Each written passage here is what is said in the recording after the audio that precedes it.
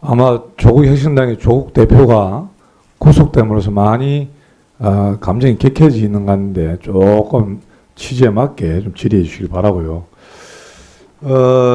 저는 우리 금융위원장님, 네. 저는 잠깐 시간 좀 멈춰봐요. 시간 멈출게. 신원시님 질의하잖아요. 시간 좀 주세요. 저는 지금 앞서 말씀드린 지금 이제 트럼프 정부가 들어서면 어쨌든 보호무역 강화라는 것은 이미 기정사실화된 거고, 올해 11월 달에 한국 은행에서 경제 전망치를 냈는데 내년에 보니까 2024년이 2.2%고 25년이 1.9% 성장 전망을 했더라고요. 이게 이제 글로벌 무역 갈등이 격화될 경우에는 결국 수출 먹고 사는 우리나라가 0.2% 하락이 예상된다라고 이미 거의 발표가 됐는데, 그래서 저는 우리 금융위원장님하고 금감원장님한테 좀 이리 대내외적인 좀 경제 상황에 대해서 말씀을 드리도록 하겠습니다. 자, 시장 변동성이 추가적으로 확대될 시에 이 관계기관 공조하에서 유동성 공급 등 이 가용한 모든 시장 안전 조치를 즉각 단행해 보는데 우리 위원장님 뭐 구체적으로 어떤 대응 방안을 가지고 있는 부분이 있나요?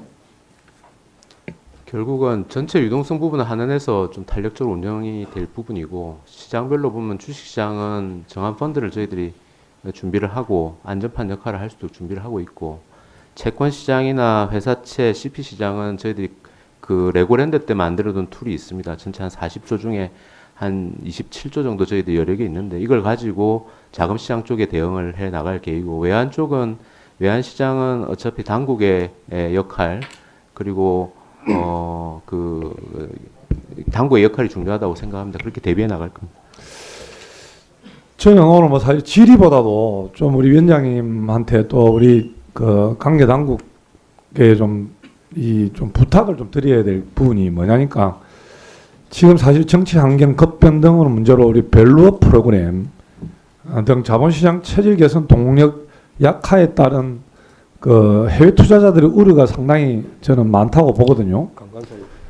그래서 이런 기업 가치 제고 노력은 이런 정치 환경과 무관하게 일관되게 추진해야 될 과제로 저는 흔들림 없이 좀 나가야 된다고 보는데, 그건 동의하시죠? 예, 그렇습니다. 그래서 저는 지금 우리 금융위원장님하고 우리 공정거래위원장님이든 금감원장님이든 간에 저는 좀 해외로 좀 나가셔야 된다 생각을 합니다, 지금. 왜? 지금 대한민국이 사실 이 펀더멘탈이 강하다는 부분을 대한민국을 좀 IR해야 되지 않나 이런 생각을 하거든요. 자, 비상계엄에 동의하는 아마 분은 아무도 없을 겁니다, 여기에서. 그런데 다시 만만에 해제가 됐단 말입니다. 역대 세계 어떤 유례사에서도 계엄이 되고 다시 만만 해제되는 이런 케이스가 없어요. 역으로 보면은 이게 그만큼 대한민국의 건정성이 탄탄하다는 거죠. 그래서 이런 부분도 우리 해외 투자자한테 홍보를 좀 할 필요가 있고, 지금 우리가 가지고 있는 금융이라든지 그리고 여러 가지 대한민국이 가지고 있는 유무형 가치에 대해서 좀 해외 투자자들에게 좀 심리적 안정을 좀 줄 필요가 있다. 그래서 우리 금융위원장님이 저는 2월 달까지 좀 해외로 좀 나가서 런던 시장이든 뉴욕 시장이든 두바이 시장이든 저 주요 거점 좀 가서 이 대한민국 좀 IR을 좀 하고 와야 되지 않나 이런 생각을 하거든요. 즉 다시 말씀드려서 앞서 말씀드렸을 대한민국은 어떠한 정치 환경에 급변이 오더라도 또 뭐 어느 누가 하자가 있는 어떤 누가 대통령이 되든 안 되든 그게 상관없이 대한민국은 탄탄하게 갈 수 있다는 것을 좀 흔들림 없이 나가야 된다. 그런 걸 좀 하는데, 저는 우리 위원장님이나 우리 공정거래위원장님이나 특히 금융당국, 금융원장님이나 좀 좀 나가셔야 된다 생각을 하는데 어떻게 위원장님 생각이 어떠신가요? 예, 경제침 전체가 이번에 이제 한국 경제 IR을 좀 해야 되는 상황이다라는 데 대해서 저희들 같은 생각을 가지고 있고요. 그 이제 각 기관들이 어떻게 역할을 좀 나눠서 할지 뭐 그런 부분은 좀 논의를 하겠습니다. 그리고 제가 저 그 과정에서 또 말씀 주신 그 역할을 하겠습니다.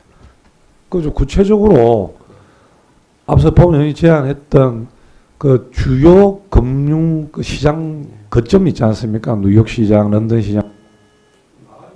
예, 예. 윤임하겠습니다. 네.